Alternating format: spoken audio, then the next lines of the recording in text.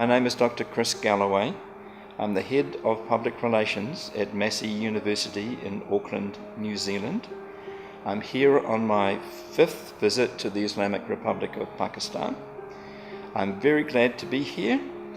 I have found on my various visits that the reality, the actuality of life in Pakistan is rather different from the way that the Western media portray it.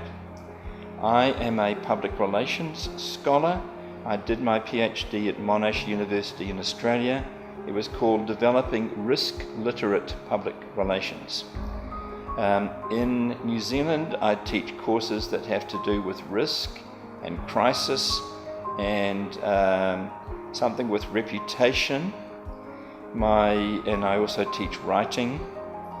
My research includes also the way that terrorist groups are using public relations techniques to advance their causes.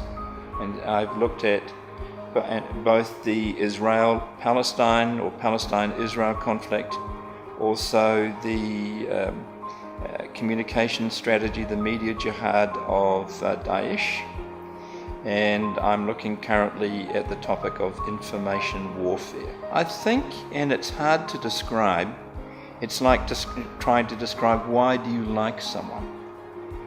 And you could use certain words, but in the end you haven't adequately described why you might like or dislike someone. And for me it has been a growing sense of comfort in being here, building relationships, and finding that there are opportunities to contribute. So these are the sorts of things that bring me back. It is my first visit to LUMS. I must say that everywhere I've been taken around the campus, I have genuinely been very impressed.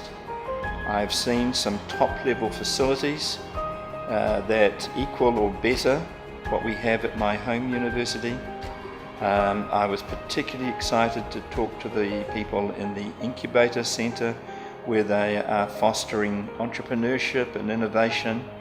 We also do work in this area, but what I've seen here is of a very high order indeed. So, to LUMS, Mubarakal. I was able to talk to some faculty this morning about reputation risk management, which is one of my subjects. I've been so warmly received that I hope it will be possible to return. Just in passing in conversation, but I can see from the transcripts of articles on display in the departments here, this is a research active faculty, and that's great. The feedback was clarification questions, but I was talking to them about what is the nature of reputation, how do you identify and address reputation risk, and also briefly about the project that we have going to see whether over 5 years we can shift the reputation of Pakistan internationally. Because right now Pakistan's negative international reputation is influencing everything from foreign aid, think about the Americans and their attitude to this country and its military in particular, to tourism. People will not want to come to Pakistan if they think that they could be kidnapped, killed, whatever. And we know from being here that in a country of 207 million people, the risks are there, but there is plenty of action that is taken to reduce those risks. First of all, by identifying who are the key stakeholders for Pakistan Inc. in different parts of the world. Thinking about what are the key attributes of Pakistan that we want these key stakeholders to associate with a country in its name. Then going out and doing some research and saying, well, we have these key stakeholders, how does Pakistan stand with them reputationally speaking? And then once we have done some research, we will use the findings to develop some strategic messaging, which we hope will over time begin to shift people's perceptions that are not based on reality, that are not based on the facts. It's a long-term thing, because when people have a fixed idea in their heads, it is not easy to shift it. But I think for the sake of Pakistan, we have to try. Well, I've already discovered this morning a colleague who is doing some work in a similar area. I would like to recruit her for this project, to contribute her expertise, and I'm sure that there is much other expertise here that will be relevant for this project and maybe for other collaborative activities. Have I been to the old city? Yes, I have. Yes, I have. It's impressive. I think I was impressed that when I was with a small group of people who were being shown around, there were more security guards around us than there were people in the group, which is in one way amusing, but in another way, more serious way, shows that the authorities take very seriously the security of guests to the hall, and we certainly appreciated that. I've eaten in Food Street more than once. I love the dynamism of the Pakistani street. I've shopped in Anakali, and I specifically said I want to be taken to a bazaar where local people shop.